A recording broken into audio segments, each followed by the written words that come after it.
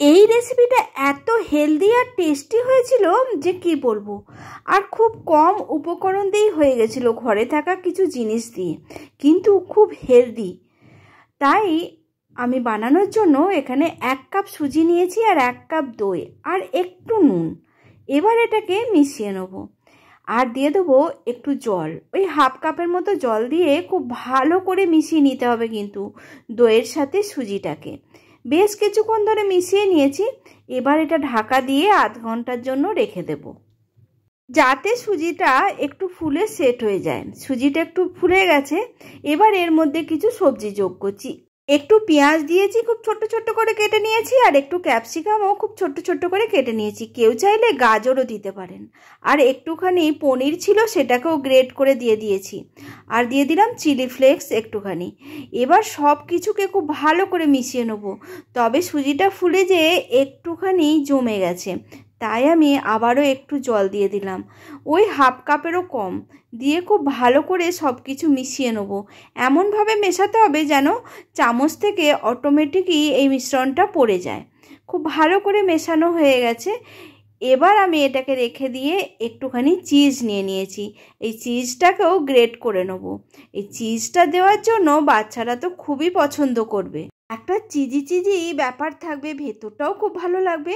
এবার আমি গ্যাসের মধ্যে একটা আপ্পামের স্ট্যান্ড বসিয়ে দিয়েছি। খুব ভালো করে গরম করে একটু তেল ব্রাশ করে নিয়েছি সবগুলোতে। তারপরে আমি ওই সুজির ব্যাটারটা একটু করে দিয়ে দিচ্ছি, তার উপরে একটু করে চিজ দিয়ে দিচ্ছি, দিয়ে আবারও এটাকে ঢাকা দিয়ে দিচ্ছি।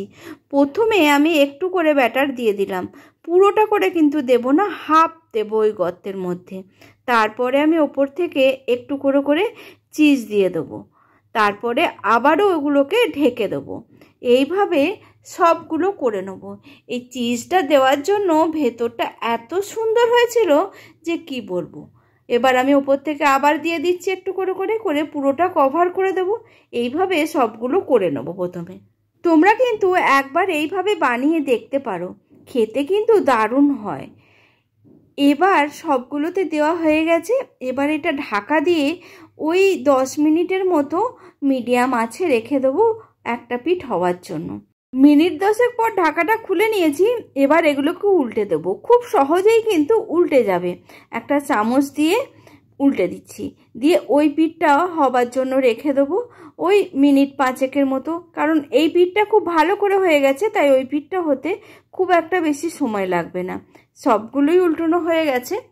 এবারও এটা ঢাকা দিয়ে ওই মিনিট 5 মতো আবারও রেখে দেবো। ব্যাস, এবার ঢাকা খুলে নিলাম। এবার সবগুলোকে আমি তুলে নেব, আর একবার করে উল্টে দিচ্ছি, দিয়েই এবার তুলে নেব। তবে আর কিন্তু ঢাকা দিয়ে বেশিক্ষণ রাখবো না, পুরোপুরিভাবে এগুলো হয়ে গেছে।